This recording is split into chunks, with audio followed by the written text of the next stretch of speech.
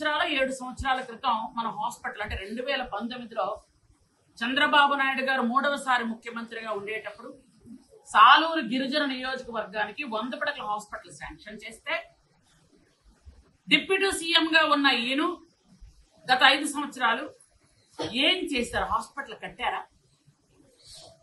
కనీసం వాళ్ళకి బిల్లులకు డబ్బులైనా ఇప్పించారా? ఏమీ చేయకుండా ఉంచేస్తే ఈ సంవత్సర కాలంలో నేను ఎమ్మెల్యే అయిన తర్వాత మంత్రి అయిన 3 నెలల్లోనే 4 కోట్ల రూపాయలు బిల్లు ఇచ్చి హాస్పిటల్ కట్టడానికి ముందుకు తీసుకెళ్ళాం. ఈ రోజు రేపా ఎల్లుండా హాస్పిటల్ ఓపెనింగ్ అని చెప్పడానికి కూడా మేము సంతోషంగా చెప్పగలుగుతున్నాం. ఆ రోజు హాస్పిటల్ మా హయాంలోనే పూర్తవుతుందంటే గౌరవ మాజీ ఉప ముఖ్యమంత్రి గారు హాస్పిటల్ ఓపెన్ అయ్యి సంధ్యారాణి లోకేష్ బాబు హాస్పిటల్లో జాయిన్ అవుతారేమో అని ఆయన కామెంట్ చేశాడు. మీరు అందరూ ఉన్నారు ఆ రోజు. ఈరోజు నెల రోజుల్లో హాస్పిటల్ ఓపెన్ అవుతుంది. ఎవరు జాయిన్ అవుతారో చూద్దాం. మళ్ళీ నా టైంలోనే ఓపెన్ చేస్తాను ఆ రోజు చెప్పాను నేను. మీరందరూ ఆశీర్వదించారు. భగవంతుడు చూశాడు. చంద్రబాబు నాయుడు గారు నాకు మంత్రి పదవి ఇచ్చారు. మీరందరూ ఆశీర్వదించి ఎమ్మెల్యే చేశారు. మళ్ళీ నా టైంలోనే ఓపెన్ చేస్తానని చేసి చూపిస్తున్నానని మీ అందరికీ కూడా తెలియజేస్తున్నాను. ఆ రోజు గిరిజన యూనివర్సిటీ శంకుస్థాపన చేశాం. మీరు అత్యంత ఉన్నతమైన పదవిలో ఉన్నారే, డిప్యూటీ సీఎం రేంజ్ లో ఉన్నారే, గిరిజన యూనివర్సిటీ ఏం చేశారు? స్థలం మాత్రమే మార్చారు. చంద్రబాబు నాయుడు గారు ఓకే అన్న స్థలాన్ని మేము మార్పు చేస్తామని చెప్పి 2 హెలికాప్టర్లతో మారుకుంటూ 2 స్థలాలు మార్చుకుంటూ తీసుకొచ్చి మెంటాడ మండలంలో పెట్టారు. దానికి ఏమైనా చేశారా? అలా ఉంచారు ఖాళీగంతే. మళ్ళీ నేను ఆ రోజు కూడా చెప్పాను, మళ్ళీ మా హయాంలోనే గిరిజన యూనివర్సిటీ స్టార్ట్ చేస్తాం, పూర్తి చేస్తామని. ఇప్పుడు మళ్ళీ స్టార్ట్ చేసాం, మేమే పూర్తి చేస్తామని కూడా మేము తెలియజేస్తాం. ఈరోజు మీకు ఎందుకనంటే అరకు, లంబసింగి, మారేడుమల్లి ఇట్లాంటివన్నిటికి కూడా టూరిజంలో డెవలప్ చేస్తున్నాం.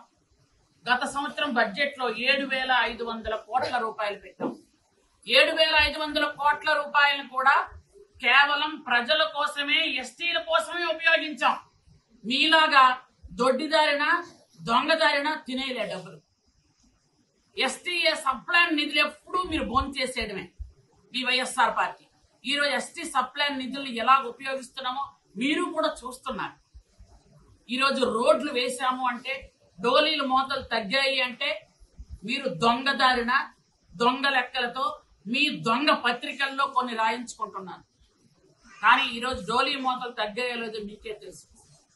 ఇంత పూర్వం డోలీ మోతలు ఎంత ఉండేవో నేను పూర్తిగా పోయాయని చెప్పట్లేదు. డోలీ మోతలు తగ్గాయా లేదా గుండెల మీద చేసుకొని చెప్పని చెప్తున్నాను. ఈ రోజు మేము రోడ్లు శంకుస్థాపన చేస్తున్నాం, ఓపెన్లు చేస్తున్నాం. ఇవన్నీ మీకు కనిపించట్లేదా? చంద్రబాబు నాయుడు గారు 4 సార్లు ముఖ్యమంత్రి ఏం చేశారు అని అడుగుతున్నటువంటి మాజీ ఉప ముఖ్యమంత్రి రాజనదుర గారు మీరు 4 సార్లు ఎమ్మెల్యే అయ్యారు. ఏం చేశారు సాలూరు నియోజకవర్గానికి? అది మీరు ముందు చెప్పండి. 4 సార్లు అయ్యారే. సాలూరు నియోజకవర్గంలో ఉన్న హాస్పిటల్ మేం కట్టింది. ఇప్పుడు కడుతున్న హాస్పిటల్ మేం కడుతుంది. ఎంఆర్ఓ ఆఫీసు మేం కట్టింది. మున్సిపల్ ఆఫీసు మేం కట్టింది. మార్కెటింగ్ కమిటీ మేం కట్టింది. రోడ్లు మేమేసినవి, కాలువలు మేమేసినవి, మీ ఇంటి ముందు రోడ్డుతో సహా రోడ్లన్నీ మేమేసినవి. మీరేం చేస్తారని అడుగుతున్నాను నేను. ఏం మాట్లాడతారంటే మాట్లాడేటప్పుడు మీ నాయకుడికి ఎలాగో బుద్ధి లేదు. కనీసం ఈ జిల్లాలో ఉన్న కొంతమంది నాయకులకి ఆ మాత్రం ఈ మాత్రం ఉంది అనుకున్నాను నేను. అంటే యథా రాజా తదా ప్రజా అని ఫాలో అయిపోతున్నారు మీరు. నిన్న లేదు మొన్న ఈ మాట్లాడుతుంటే నాకు అనిపించింది వీళ్ళు ఏంటి అసలు.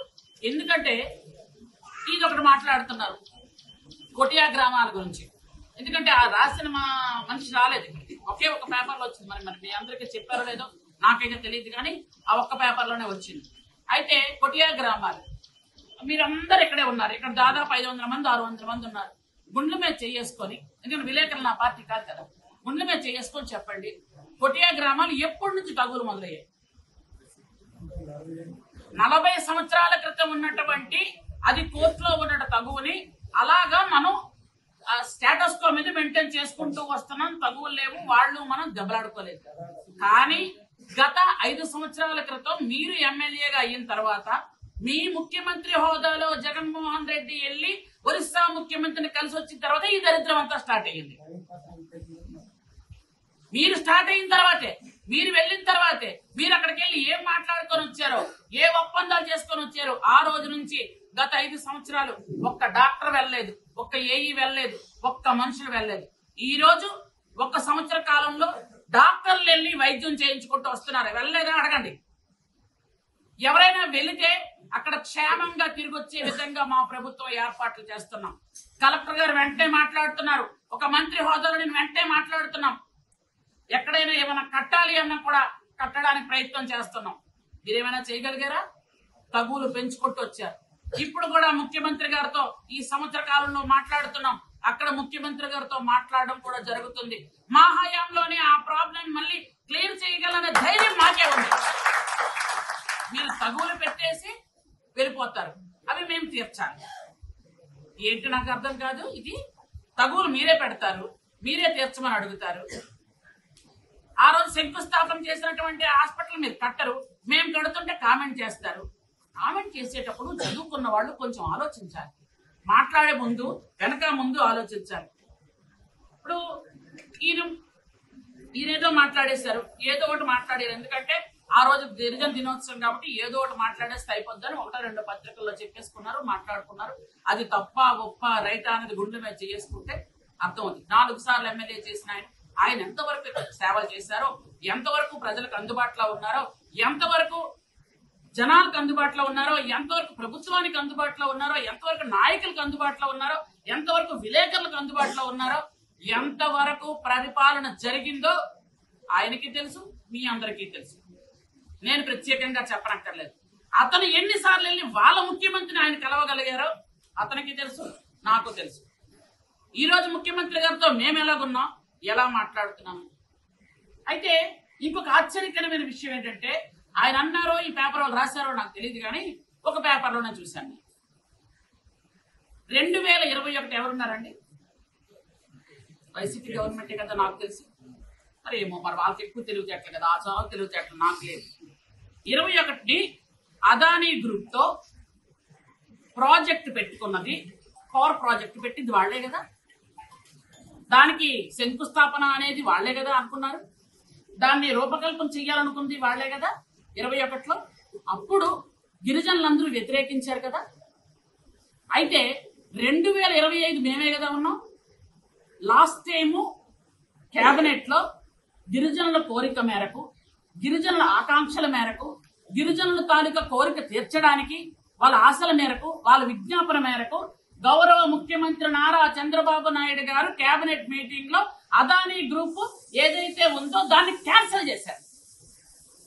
క్యాన్సిల్ చేస్తే అది ఇంకా మీరు ఉంచారు, మీరు తెచ్చారని మాట్లాడుతున్నారు. అంటే నిజంగా ఏమి ఆలోచిస్తున్నారో నాకు అర్థం అవుతుంది. తీసుకొచ్చింది మీరు, క్యాన్సిల్ చేసింది మేము. మీరేమో ఎస్టీల కోరిక మేరకు ఇది క్యాన్సిల్ చేయలేదని అడుగుతున్నారు. తీసుకొచ్చింది మీరే, క్యాన్సిల్ చేయించింది మేము ఎస్టీల కోరికల మీద. మళ్ళీ తిరిగి మమ్మల్ని అంటారు. మీరు పేపర్ చదివితే అర్థం అవుతుంది. నాకు విపరీతం నవ్వొచ్చింది. క్యాబినెట్ ని కూడా ఫాలో అవ్వడం లేదు వాళ్ళు. అంటే క్యాబినెట్ లో వచ్చింది డైరెక్ట్ స్టేట్ పేపర్లు, అన్ని పేపర్లు వచ్చాయి. మీ ఎల్లో మీడియా పేపర్లో కూడా వచ్చింది. మీరు ఎవరికైతే రాయించుకున్నారో ఆ పేపర్లోనే వచ్చింది.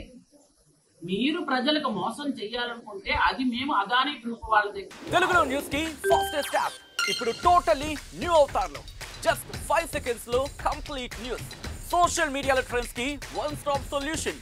Live TV app voice search option తో ఇప్పుడే డౌన్లోడ్ చేయండి లేదా అప్డేట్ అయిపోండి. యాప్ లింక్ డిస్క్రిప్షన్ లో ఉంది.